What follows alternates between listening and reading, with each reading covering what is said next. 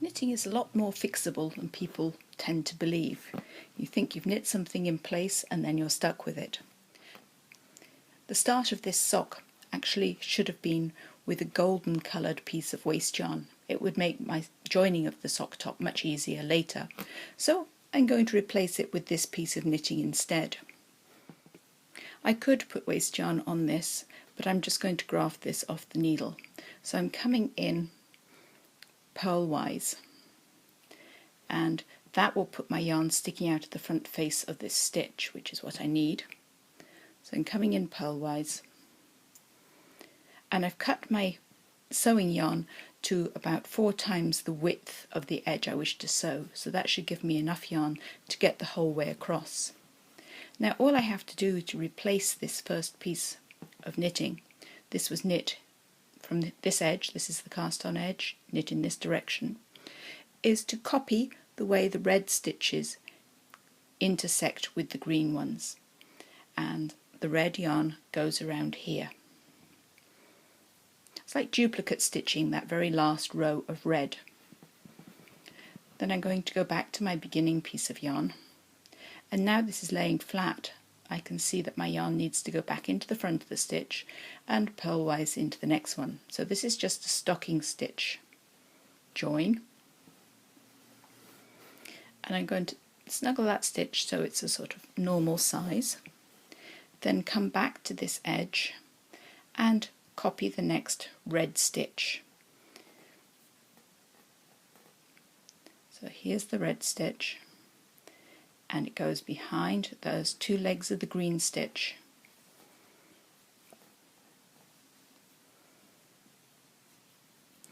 And I can always do what I call the pinch test.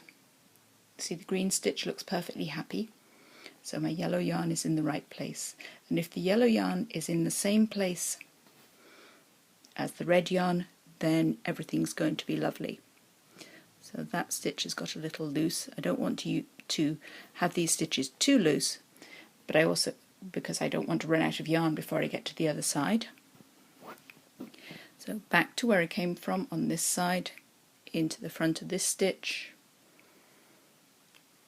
and up into the next one. Drop that off the needle and copy the next red stitch. When you've got waste yarn in there, and so this red is effectively waste yarn, it's giving us something to copy, and we can easily stretch things out until we can clearly see what's going on.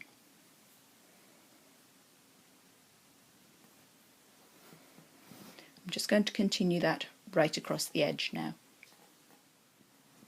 When you get to the end, the last stitch is often twisted, and you can see the red stitch doesn't really look like a stitch right now, and so I'm going to pull on it and gently adjust it.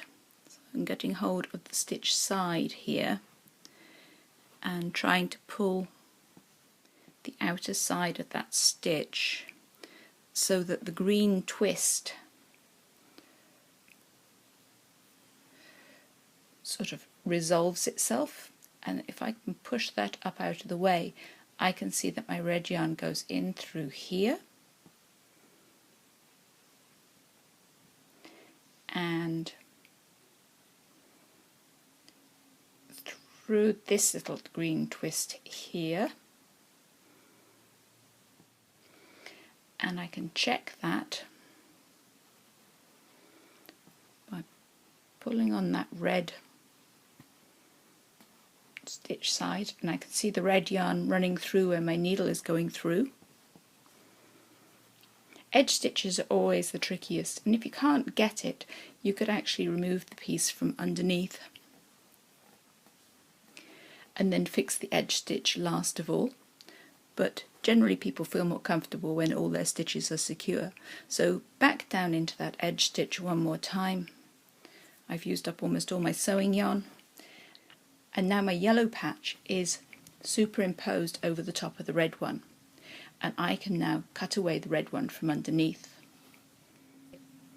I'm going to cut at this end because I want a tail of red yarn left when I'm done. So I'm going to cut the side of this stitch just here,